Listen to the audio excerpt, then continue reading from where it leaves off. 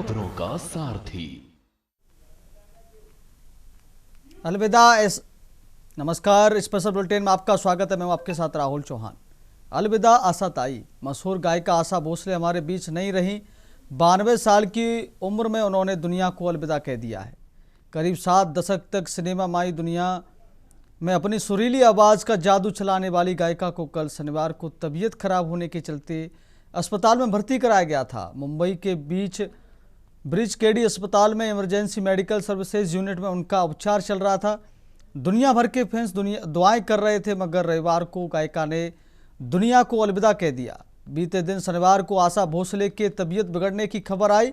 गायिका की पोती जनाई भोसले ने इंस्टाग्राम पोस्ट के जरिए उनका हेल्थ अपडेट साझा करते हुए लिखा था, अत्यधिक थकावट और सीने में संक्रमण के कारण उन्हें अस्पताल में भर्ती कराया गया है। हम आपसे अनुरोध करते हैं कि हमारी निजता का सम्मान करें। उनका इलाज चल रहा है और उम्मीद है कि सब कुछ ठीक हो जाएगा। गायिका की तबीयत खराब होने के बाद अस्पताल के बाहर फैंस की भीड़ जमा होने लगी। साथ ही आशा भोसले के आवास के बाहर भी लोग एकत्र होने लगे। सभी को आस थी कि गायिका स्वस्थ होकर लौटेंगी, मगर फैंस की यह उम्मीद टूट गई। आशा भोसले का अंतिम संस्कार कल सोमवार को होगा। गायिका का पार्थिव शरीर सुबह 11 बजे लोअर फरेल में उनके घर में अंतिम दर्शन के लिए रखा जाएगा। शाम 4 बजे दादर के शिवाजी पार्क में उनका अंतिम संस्कार किया जाएगा। यही वही जगह है जहां उनकी बहन लता मंगेशकर का भी अंतिम संस्कार हुआ था। 8 सितंबर 1933 को आशा भोसले का जन्म एक संगीत से जुड़े परिवार में हुआ था। उनके पिता पंडित दीनानाथ मंगेशकर एक एक्टर और क्लासिकल सिंगर थे। आशा भोसले स्वर कोकिला लता मंगेशकर की छोटी बहन थी। आशा भोसले जब 9 साल की थी तभी उनके पिता का निधन हो गया था। इसके बाद उनकी फैमिली पुणे से कोल्हापुर और बाद में मुंबई आ गई। बड़ी बहन लता मंगेशकर के पदचिन्हों पर चलते हुए वह भी संगीत की दुनिया में आई। आशा भोसले ने पहला गीत मराठी फिल्म माझा बाल 1943 में चला चला नाव वाला गाया था, जबकि बॉलीवुड में उनका पहला गाना चुनरिया 1948 फिल्म में सावन आया था। यहाँ से शुरू हुआ संगीत और गीतों का सफ़र 5 दशक से ज़्यादा समय तक चला और आशा भोसले देखते ही देखते भारतीय संगीत की दिग्गजों में शामिल हो गई।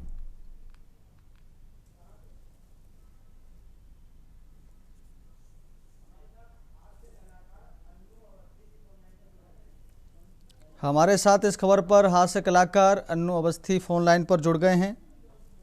अन्नू अवस्थी जी, आपसे सवाल है, अंतिम संस्कार और श्रद्धांजलि से जुड़ी क्या बड़ी अपडेट आपके पास कोई है? अपने कानपुर 2-3 बार आना हुआ स्वर की देवी का, और ये एक अंत हुआ है उस संसार का जहाँ स्वर को सुनने वाले समझने वाले लोग थे। तो बहुत बड़ी क्षति है। तो इस क्षति को पूरा करना बहुत बड़ा एक मतलब बड़ा मुश्किल होगा, और पूरा भारत बहुत दुखी है, क्योंकि ये 2 बहनों की जो जोड़ी थी, इनने लोगों को संगीत सुनना सिखाया, लोगों को गीत सुनते सुनते सोना और जगना सिखाया था। आज पूरा भारत इस दुख से पीड़ित है और ईश्वर से प्रार्थना करता है कि दोबारा जो भी रूप में इनका जन्म हो वो भारत में ही हो। हम लोग इनके मतलब एक तरह से ऋणी है, जो इनने दिया, जो दे के गई। तो बहुत बहुत श्रद्धांजलि हमारी तरफ से अन्नू जी को, और शब्द नहीं है इनके लिए। अन्नू अवस्थी जी एक बहुत ही अच्छी गायिका थी और लता मंगेशकर की बहन थी, छोटी बहन, और वहीं अंतिम संस्कार उनका होगा जहां उनकी बड़ी बहन का हुआ था, आशा भोसले जी का। वहीं पर होना ही चाहिए, क्योंकि दोनों बहनों में बड़ा प्रेम था। आज के जमाने में 2 सगे भाई इतने प्रेम से नहीं रहते हैं जितना प्रेम से ये 2 बहनें रहती थी, और दोनों के गले में सरस्वती जी का बास था। इनके नाम से मंदिर बनना चाहिए। पुल और सड़क तो बहुत साधारण चीज हो गई। जैसे लता जी के नाम से अयोध्या में चौराहा बना है, वैसे ही आशा जी के नाम से भी कुछ बड़ा होना चाहिए, और सरकार को सोचना चाहिए योगी जी को विशेष करके सोचना चाहिए, क्योंकि सबसे ज्यादा संगीत प्रेमी अपने उत्तर प्रदेश में है और कुछ सोच भी रहे होंगे, और बिल्कुल बिल्कुल पास में उसी जगह पे होना चाहिए अंतिम संस्कार। अनु अवस्थी जी, हम जानते हैं आशा भोसले जी के जितना बारे में हम जानते हैं, हमने भी उनको सुना है और उन्होंने अपनी जो है हर दिल में जगह बनाई थी। आप कितनी बार उनसे मिले हैं और कैसा आपको लगा और इससे कितनी क्षति आपको भी पहुंची है?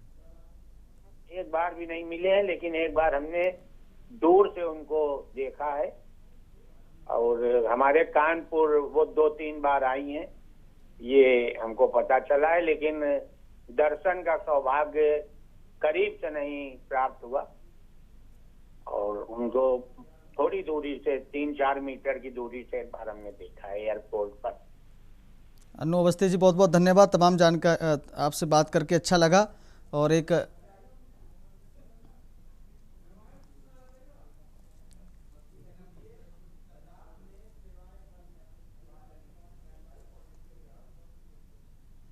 अब बात करेंगे, रुकिए रात में सेवाएं बंद हैं। हमीरपुर जिले से स्वास्थ्य विभाग की कार्यप्रणाली पर गंभीर सवाल खड़े करने वाली खबर सामने आई है। सामुदायिक स्वास्थ्य केंद्र छानी में रात के समय स्वास्थ्य सेवाएं लगभग ठप हो जाती हैं। आरोप है कि इमरजेंसी ड्यूटी में तैनात स्टाफ रात होते ही अस्पताल से गायब हो जाता है, जिससे मरीजों को भारी परेशानी का सामना करना पड़ रहा है। के न्यूज़ इंडिया की पड़ताल में यह बात सामने आई कि जिन स्वास्थ्य केंद्रों पर 24 घंटे सेवाएं उपलब्ध होने का दावा किया जाता है, वहां रात के समय सन्नाटा पसरा रहता है। अस्पताल परिसर में ना तो डॉक्टर मौजूद मिलते हैं और ना ही अन्य जरूरी स्टाफ। रात के समय अगर कोई मरीज इलाज के लिए पहुंचता है तो उसे निराश होकर लौटना पड़ता है या फिर दूर से अस्पतालों का रुख करना पड़ता है। ऐसे में गंभीर मरीजों की जान पर भी बन सकती है। इस मामले ने स्वास्थ्य विभाग के जिम्मेदार अधिकारियों की कार्यशैली पर सवाल खड़े कर दिए हैं। सरकार जहां बेहतर स्वास्थ्य सेवाएं देने का दावा कर रही है, वहीं जमीनी हकीकत कुछ और ही बयां कर रही है। क्या बेहतर स्वास्थ्य सेवाएं केवल कागजों तक ही सीमित रह गई हैं? क्या जिम्मेदार अधिकारियों पर कोई कार्रवाई होगी? अब देखने वाली बात होगी कि इस खुलासे के बाद प्रशासन क्या कदम उठाता है और मरीजों को कब तक राहत मिलती है। यूं तो उत्तर प्रदेश में भाजपा सरकार बेहतर स्वास्थ्य सेवाओं के दावे के साथ भी आई थी। लगातार भाजपा सरकार बेहतर स्वास्थ्य सेवाएं देने के बड़े बड़े दावे करती है। इस वक्त हमारी मौजूदगी हमीरपुर जनपद के ग्राम छानी स्थित सामुदायिक स्वास्थ्य केंद्र में है। ये देख सकते हैं, सामुदायिक स्वास्थ्य केंद्र छानी है, विकासखंड सुमेरपुर, हमीरपुर जनपद का। इस वक्त हम यहाँ भाजपा सरकार के उन सभी स्वास्थ्य सेवाओं को बेहतर करने के दावों की हमीरपुर जनपद में क्या जमीनी हकीकत है, ये जानने के लिए आए हुए हैं। आइए अंदर चलते हैं, देखते हैं शायद इस सामुदायिक स्वास्थ्य केंद्र में कोई हमें मिले बात करने के लिए। फिलहाल रात का 1:30 बज रहा है और इस वक्त या नहीं, फिलहाल एक शख्स है जो सामने जो मरीजों के लिए कुर्सी रखी जाती है स्टील की, उस पे सोते हुए नजर आ रहे हैं। इनसे जान लेते हैं ये कौन है आखिर, और अस्पताल में जो अन्य इमरजेंसी में तैनात स्टाफ है वो फिलहाल कहाँ है। आइए इनको जगा के देखते हैं। भैया, बात कर सकते हैं आपसे? क्या नाम है भैया आपका? ज्ञान सिंह जी। क्या है आप अस्पताल में? अस्पताल में काम करते हैं? यहाँ काम नहीं करते हैं? यहाँ का स्टाफ कहाँ है भैया? होगा ना, तो ये अस्पताल ही तो है। तो इमरजेंसी में कोई यहाँ पे है? क्यों नहीं, रिकॉर्ड होगा। तो कहाँ पे इस वक्त कहाँ बात कर सकते हैं, कहाँ देख सकते हैं हमें वो? अरे देखा तो कोई ये नहीं है, बात किया तो अभी गाते आ रहे हैं, हमें साहब से बात किया, मैडम से भी बात किया। देखिए यहाँ हम आपको और तस्वीरें दिखाने जा रहे हैं। फिलहाल ये इमरजेंसी कक्ष है जिसके बाहर ताला लटका हुआ है और जो पूरा ही अस्पताल है वो सन्नाटे की चादर ओढ़े हुए है। ना कोई स्टाफ यहाँ नजर आ रहा, ना वार्ड बॉय, ना फार्मासिस्ट, ना ही कोई डॉक्टर। एक मरीज के तीमारदार मिले जिन्होंने बताया कि फिलहाल इस हॉस्पिटल में इस वक्त कोई नहीं है और जो मरीज ये लेके आए हैं उसे फिलहाल महिला वार्ड की तरफ लेटाया हुआ है। फिलहाल जो डॉक्टर है वो दावा इनसे कर रहे हैं कि हम जल्द यहाँ पहुंचेंगे, लेकिन जबकि न्यूज इंडिया की टीम इस अस्पताल में पहुंची, सामुदायिक स्वास्थ्य केंद्र में पहुंची, तो फिलहाल पूरा अस्पताल जो है वो सन्नाटे में नजर आ रहा है। यहाँ मौजूदा इस स्थिति ये है कि कोई भी डॉक्टर का नजर नहीं आ रहा है। सिद्धार्थ द्विवेदी के न्यूज इंडिया हमीरपुर। बात करेंगे रजिस्ट्रेशन को उमड़ी भीड़। कानपुर के उर्सला अस्पताल में अमरनाथ यात्रा को लेकर श्रद्धालुओं में जबरदस्त उत्साह देखने को मिल रहा है। हर साल की तरह इस बार भी रजिस्ट्रेशन के लिए विशेष कैंप लगाया गया है, जहां बड़ी संख्या में लोग पहुंचकर अपना पंजीकरण करा रहे हैं। वहीं के न्यूज़ इंडिया के संवाददाता शहनवाज खान से खास बातचीत में अस्पताल प्रशासन ने पूरी प्रक्रिया की जानकारी दी है। तो अगर आप भी अमरनाथ यात्रा पर जाने की योजना बना रहे हैं तो रजिस्ट्रेशन से पहले अपने सभी जरूरी दस्तावेज और स्वास्थ्य जांच पूरी कर लें, क्योंकि नियमों में जरा सी भी कमी आपके सफ़र को रोक सकती है। फिलहाल उर्सला अस्पताल में श्रद्धालुओं की भीड़ लगातार बढ़ती जा रही है। हर साल उर्सला अस्पताल में अमरनाथ यात्रा के लिए रजिस्ट्रेशन कैंप लगाया जाता है, जिसमें डॉक्यूमेंट के साथ साथ मेडिकल जांच भी जरूरी होती है। उसी आधार पर श्रद्धालुओं का रजिस्ट्रेशन किया जाता है। अभी तक 800 से 900 फॉर्म भरे जा चुके हैं। अगर किसी भी प्रकार की कमी पाई जाती है तो फॉर्म को कैंसिल कर दिया जाता है। अमरनाथ यात्रा के लिए रजिस्ट्रेशन प्रक्रिया शुरू होते ही कानपुर के उर्सला अस्पताल में श्रद्धालुओं की भीड़ लगातार बढ़ती जा रही है। सुबह से ही अस्पताल परिसर में लंबी कतारें देखने को मिल रही हैं। अस्पताल में लगाए गए रजिस्ट्रेशन कैंप में श्रद्धालुओं के जरूरी दस्तावेजों की गहन जांच की जा रही है। इसके साथ ही मेडिकल टेस्ट भी अनिवार्य किया गया है, ताकि यात्रा के दौरान किसी भी प्रकार की स्वास्थ्य संबंधी परेशानी से बचा जा सके। अब तक करीब 800 से 900 श्रद्धालु अपने रजिस्ट्रेशन फॉर्म भर चुके हैं। हर काउंटर पर लोगों की भारी भीड़ नजर आ रही है। अस्पताल प्रशासन का साफ कहना है कि रजिस्ट्रेशन प्रक्रिया पूरी तरह नियमों के तहत की जा रही है। अगर किसी भी श्रद्धालु के दस्तावेजों में कमी पाई जाती है या फिर मेडिकल जांच में कोई समस्या सामने आती है तो उसका फॉर्म तत्काल प्रभाव से कैंसिल कर दिया जाता है। पिछले साल की तरह इस बार भी अमरनाथ यात्रा को लेकर श्रद्धालुओं में भारी उत्साह देखने को मिल रहा है। यही वजह है कि हर दिन सैकड़ों की संख्या में लोग रजिस्ट्रेशन के लिए पहुंच रहे हैं। मनीष गुप्ता, अफीम कोटी व्यापार मंडल महामंत्री, जिला वरिष्ठ महामंत्री, भारतीय उद्योग व्यापार प्रतिनिधि मंडल। ये जो अमरनाथ यात्रा के लिए रजिस्ट्रेशन यहाँ पर उसका पता भी शुरू हो रहा है, तो किस तरह की यहाँ पर दिक्कतें तो नहीं आ रही? क्या क्या फार्म में जो मांगा जा रहा है डॉक्यूमेंट? किसी प्रकार की कोई दिक्कत नहीं है, सब बाबा की कृपा है। सब आदमी का रजिस्ट्रेशन हो रहा है, सब लाइन हो रहा है। यहाँ का जो स्टाफ, यहाँ के चिकित्साधिकारी हैं, सब लोग बड़ा सहयोग कर रहे हैं। जो कुछ नहीं आता है वो सब बता रहे हैं। सब स्वच्छता पूर्वक काम यहाँ पे हो रहा है। अस्पताल में अमरनाथ यात्रा की रजिस्ट्रेशन जो शुरू हो चुका है। इस टाइम मौजूद कानपुर के उर्सला अस्पताल में हमारे साथ डॉक्टर शैलेंद्र तिवारी जानते हैं किस तरह से जो रजिस्ट्रेशन चल रहा है अमरनाथ यात्रा का। सर, अब तक कितने फार्म भरे जा चुके हैं अमरनाथ यात्रा के लिए? सर, आज तक कम से कम 800-900 फार्म 3 दिन में भरे जा चुके हैं और अभी भी भीड़ आती जा रही है। और इसके कारण चूँकि नॉर्मल मरीज़ भी हमारे यहाँ आता है और ये लोग भी एकदम से थोड़ा हाइपर रहते हैं, यंग बच्चे हैं, उग्र हो जाते हैं। तो इससे कभी कभी जो है हमको लोगों को गार्ड और पुलिस की व्यवस्था करनी पड़ती है। लेकिन हम लोग समझा बुझा के प्यार से सबका काम तो कर ही रहे हैं। अभी ने देखा भी सामने हमारे कि जो है ये सब कितने लोग आए थे, कितने फार्म थे, आपके सामने ही है। तो धीमे धीमे किया जाएगा काम, जैसे सरकार के आदेश है भैया, और सब सिस्टम है उसको किया जाएगा धीमे धीमे, समझा बुझा के प्यार से, झगड़ा करके, सब डांट के, सब तो किया जाएगा इस तरह। और उसमें कुछ जांचें भी होती हैं कि किस तरह की जांचें हो रही है और जांच में क्या क्या कराई जा रही है? देखिए, इसमें पहले तो नेत्र परीक्षण होना आवश्यक होता है, उसी गाइडलाइन है। दूसरा, एक हड्डी वाले डॉक्टर देखते हैं कि हाँ ये चलने फिरने में समर्थ तो है, ठीक है, इनके हाथ पैर ठीक हैं।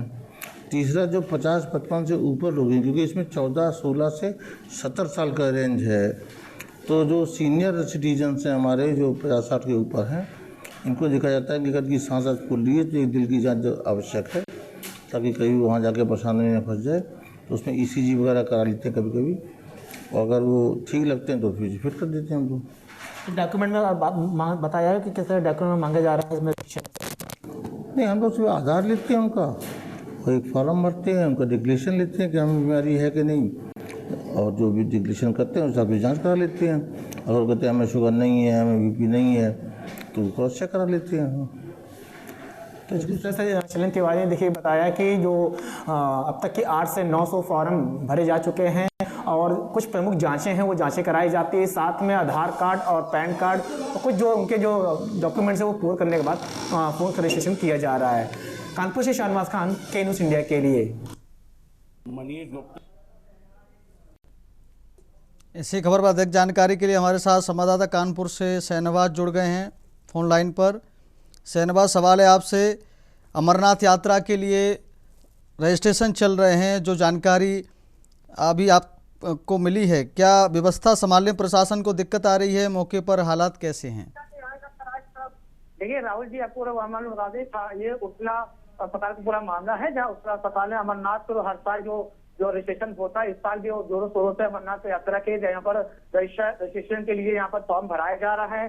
आपको बता दें राहुल जी कि अब तक की 800 से 900 तक फॉर्म भराया जा चुका है, जहाँ पर जो यहाँ के जो श्रद्धालु है जाने के लिए वो अपना चेकअप करा रहे हैं, जो कि यहाँ के जो डॉक्टर उनका साफ साफ ये कहना है कि जो हड्डी विशेषज्ञ अगर उनकी जोड़ों पे कोई जगह दिक्कत होती है या आंखों में कोई रेटिना की कोई अगर दिक्कत आती है तो उनका किसी तरह के उनका फार्म है उनका फार्म कैंसिल कर दिया जाता है। साथ ही बता दिया जाता है या फार्म में कोई तरह की किसी तरह दिक्कत आती है या आधार कार्ड या पैन कार्ड या कोई भी फार्म में किसी तरह की दिक्कत आती है तो इनको अमरनाथ यात्रा रजिस्ट्रेशन कराने के लिए उनका फार्म कैंसिल कर दिया जाता है। उनसे कहा गया या तो आप पूरी तरह पूरी फिटनेस पूरा पाई जाए, साथ ही अपने फार्म को डॉक्यूमेंट को पूरी तरह पूरा कंप्लीट करें ताकि आपको अमरनाथ यात्रा जाने के लिए किसी तरह की कोई दिक्कत ना हो। इसी तरह से आपको कानपुर उर्सुलम की बता दें, जो उत्तर अस्पताल में जो भीड़ है श्रद्धालुओं की वो काफी उत्साह दिख रही देखने को, मगर एक तरफ देखा जो जहाँ पर जो लाइन जो लगती है वहां पर थोड़ा सा उनका ये कहना है जो लोग यहाँ के भक्तजनों का कि कुल मिला के जो थोड़ा सा यहाँ पर यात्रियों को थोड़ा सा मतलब फॉर्म भराने के लिए थोड़ा सा सहूलियत मिल जाए ताकि आराम से फॉर्म भर दिया जाए ताकि इनको दिक्कत का सामना करना पड़े। जी राहुल जी। जी शाहनवाज जी, बहुत बहुत धन्यवाद आपका तमाम जानकारी देने के लिए इस खबर पर।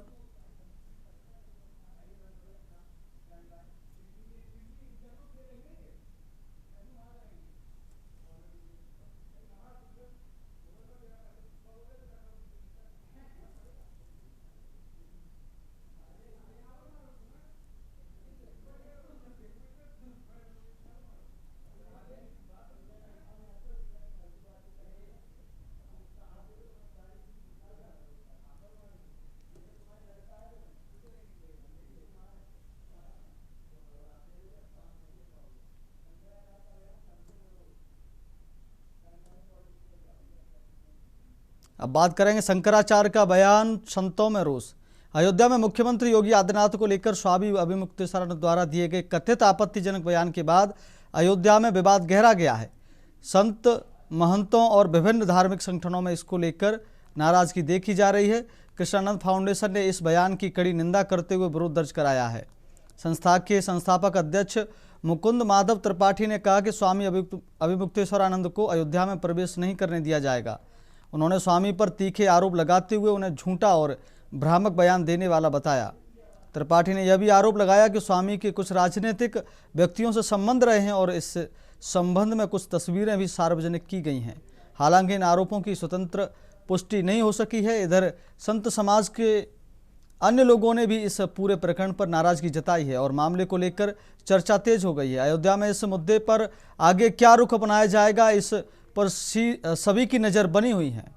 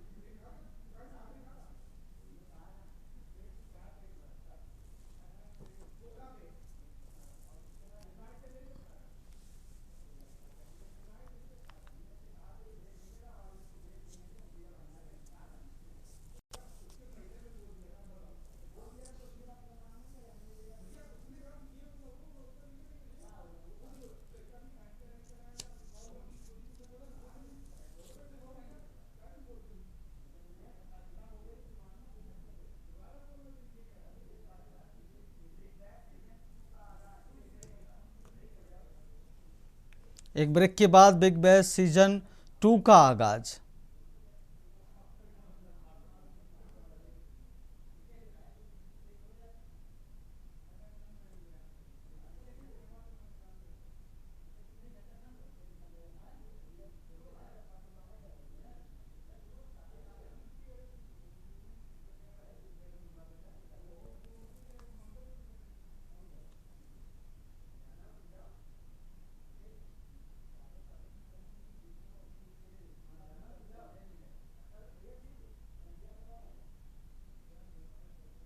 ब्रेक के बाद बहुत स्वागत है आपका। बात कर रहे थे हम बिग बैश सीजन 2 का आगाज। बाराबंकी जिले के देवा नुमाइश मैदान में बाराबंकी बिग बैश सीजन 2 का भव्य और धमाकेदार आगाज हुआ। उद्घाटन मैच की शुरुआत क्षेत्राधिकारी नगर संगम कुमार द्वारा फीता काटकर की गई। टूर्नामेंट के पहले मुकाबले में अलीगढ़ और संभल की टीमें आमने सामने रहीं, जिसे देखने के लिए बड़ी संख्या में क्रिकेट प्रेमी मैदान में मौजूद रहे। मैच में अलीगढ़ की टीम ने टॉस जीतकर पहले गेंदबाजी करने का फैसला लिया। बल्लेबाजी करते हुए संभल की टीम ने निर्धारित 6 ओवरों में 4 विकेट खोकर 52 रन बनाए और अलीगढ़ के सामने एक चुनौतीपूर्ण लक्ष्य रखा। संभल के बल्लेबाजों ने आक्रामक अंदाज में रन बटोरे, जिससे मैच में रोमांच बना रहा।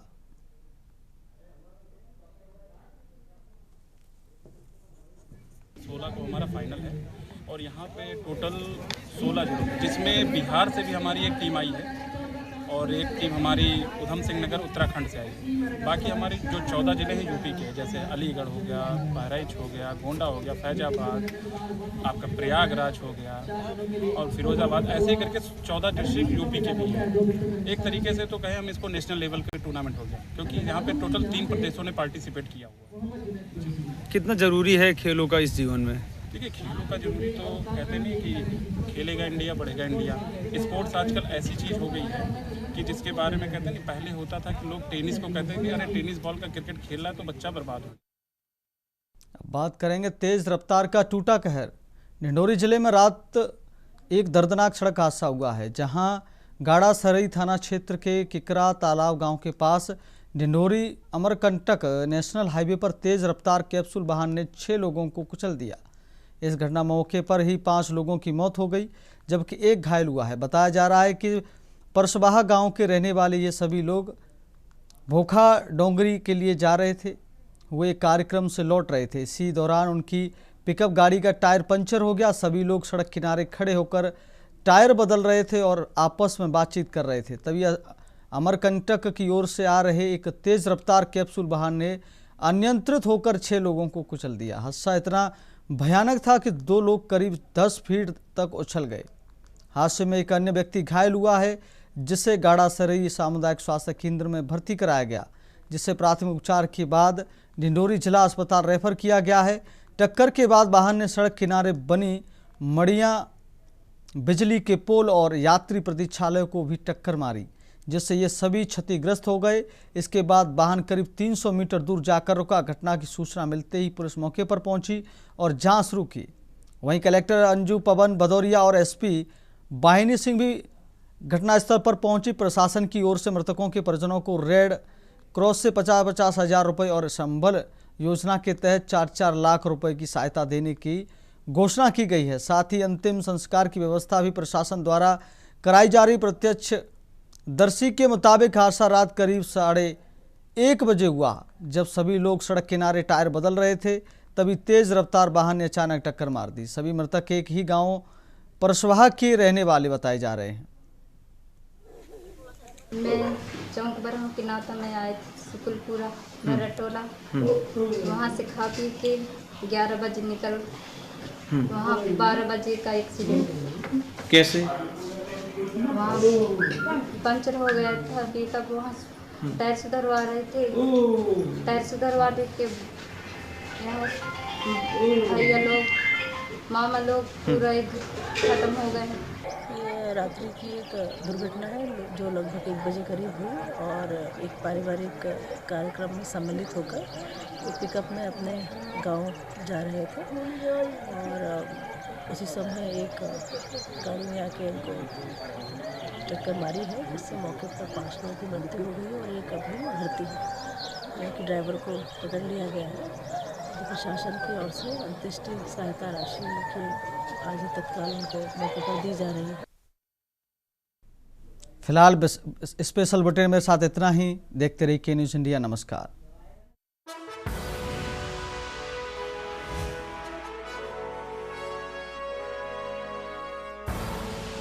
आप देख रहे हैं के न्यूज़।